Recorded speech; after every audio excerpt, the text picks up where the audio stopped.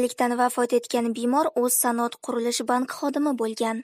O'zbekistonda hech qayerda ishlamaydigan shaxsdan qancha aliment undirilishi ma'lum qilindi.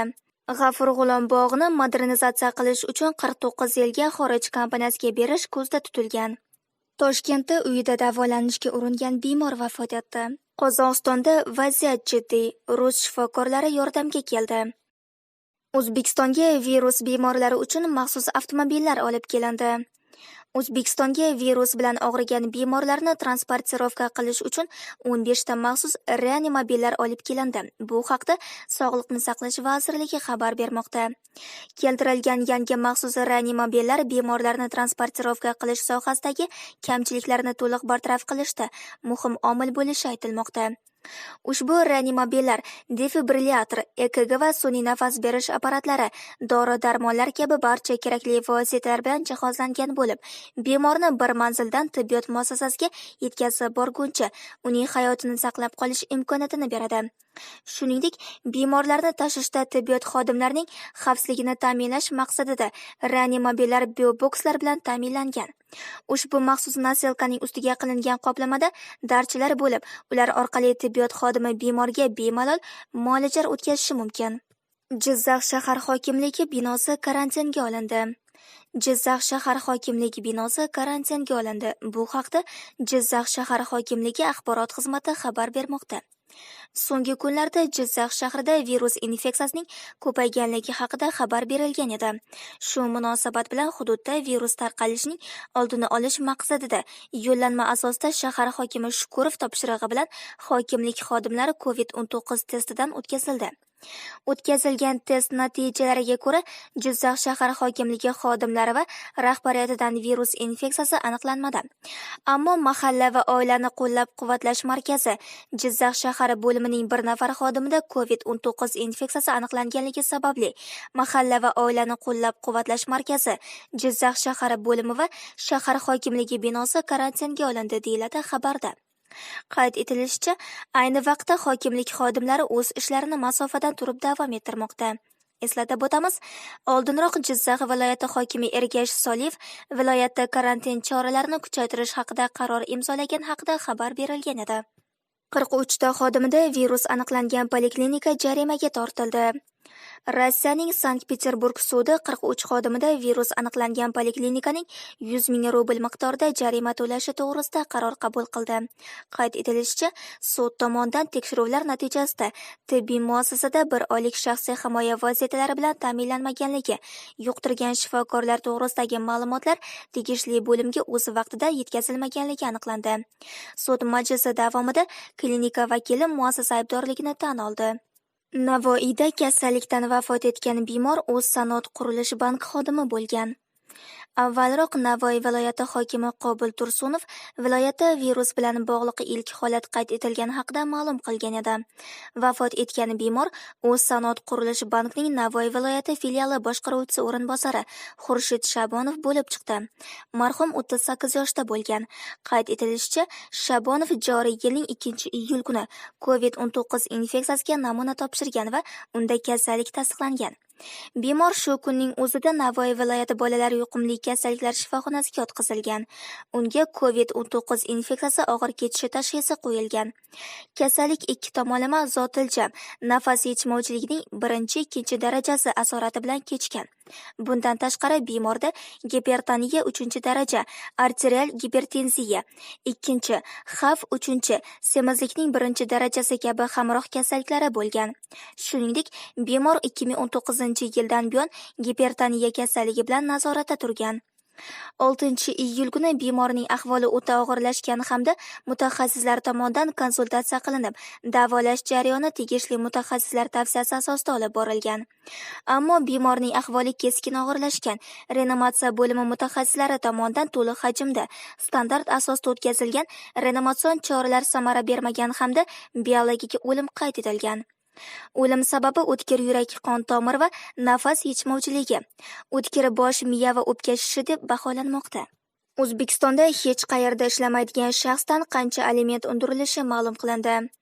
Adliya vazirligining huquqiy axborot Telegram kanalida hech qayerda ishlamaydigan shaxslarning qancha aliment to'lash haqida ma'lumot berildi. Unga ko'ra, agar aliment to'lovchi ishlamaydigan bo'lsa yoki uning ish haqi va daromadini tasdiqlovchi hujjatlar taqdim qilinmagan bo'lsa, aliment qarzi undirilayotgan vaqtda aliment O'zbekistondagi o'rtacha oylik ish haqi miqdori bo'yicha hisoblab chiqiladi. Agar qarzni bunday belgilash taraflardan birining manfaatlariga jiddiy putur yetkazsa, manfaatlariga putur yetkazilgan taraf sudga murojaat qilishga haqlidir. Sud taraflarining moddiy va oilaviy ahvolini hamda boshqa e'tiborga loyiq holatlarni inobatga olib, qarzning puli bilan to'lanadigan qat'iy summasini belgilashi mumkin. Avval Majburiy ijro byurosi Toshkent shahrida 126 million so'mlik hamda 110 million so'mlik, Farg'onada karantin sharoitida 38 million so'mlik va Namanganda 40 million so'mlik aliment pullarini undirib bergani xabar berilgan edi. G'afur G'ulom bog'ini modernizatsiya qilish uchun 49 yilga xorij kompaniyasiga berish ko'zda tutilgan. Toshkent shahar hokimligi ijtimoiy tarmoqlarda G'afur G'ulom bog'i o'rnida yangi turar joylar va biznes markaz qurilishi mumkinligi yuzasidan bildirilgan fikrlarga munosabat bildirdi. Yurtdoshlarimizni ishontirib aytamizki, ushbu xavfsirashlar asossiz. O'zbekiston Respublikasi Prezidentining 2018-yil 19 dekabrdagi 4067 sonli O'zbekiston Respublikasining 2019-yilga mo'ljallangan investitsiya dasturini amalga oshirish chora-tadbirlari to'g'risidagi qarorning ijrosini ta'minlash maqsadida Vazirlar Mahkamasining 2019-yil 8-sentyabrdagi 670 sonli farmoyishiga asosan Toshkent shahar hokimining 2019-yil 15-avgustdagi 11-26 sonli qarori qabul qilinib, unga ko'ra Chilonzor tumani Bunyodkor Shoh ko'chasi 21 manzilida joylashgan G'afur G'ulom madaniyat va istirohat bog'ini 49 yilga BMP Smart Decision Private Limited xorij kompaniyasiga uni modernizatsiya qilish va jahon standartlariga javob beradigan zamonaviy parkni barpo qilishga oid investitsion majburiyat bilan berish ko'zda tutilgan, deyiladi poytaxt hokimligi rasmiy veb-saytida.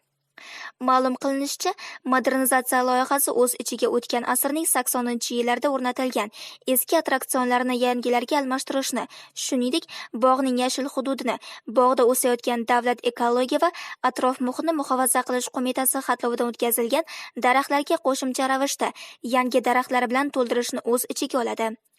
Rekonstruksiyadan keyin bog'ga kirish avvalgidan bepulligicha qoladi.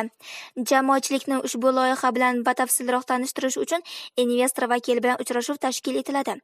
Uchrashuv sanasi haqida qo'shimcha tarzda xabar beramiz, deyilgan hokimlik tomonidan. Toshkentda uyida davolanishga uringan bemor vafot etdi. O'zbekistonda virus bilan bog'liq 39-o'lim holati qayd etildi. Bu safargi qurbon 79 yoshda bo'lgan. Toshkent shahri Yunusobod tumanida yashovchi 79 yoshli fuqaro joriy yil 19-iyun kunidan tana harorati ko'tarilib, yo'tal bezovta qilgan. Shunga qaramay, mutaxassislarga murojaat qilmasdan bir hafta davomida uyida davolangan.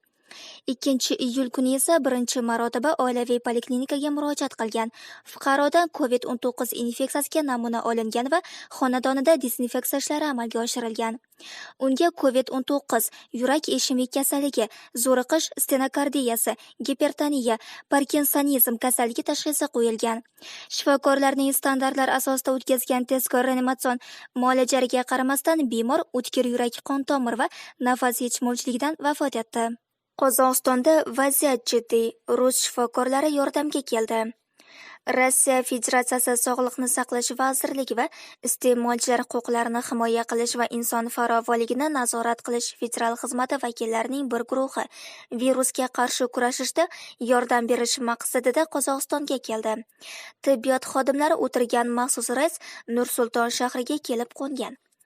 Qozog'iston Respublikasi Tashqi ishlar vazirligining qayd etishicha, rossiyalik shifokorlar Qozog'iston Respublikasi bosh vaziri Asqar Mamin va Rossiya Federatsiyasi hukumati raisi Mixail Mishustinning kelishuviga asosan kelgan. 32 kishidan iborat guruhga tajribali virusologlar, epidemiologlar va boshqa tibbiyot xodimlari kiritilgan. Qayd etilishicha, rossiyalik mutaxassislar qozoq shifokorlarga virus pandemiyasiga qarshi kurashda nazariy va amaliy yordam ko'rsatadilar. Ma'lumot o'rnida ayni vaqtda Qozog'istonda virusga chalinganlar 49683 nafarni tashkil etmoqda. Bemorlarning 15860 nafari sog'aygan, 264 nafari vafot etgan.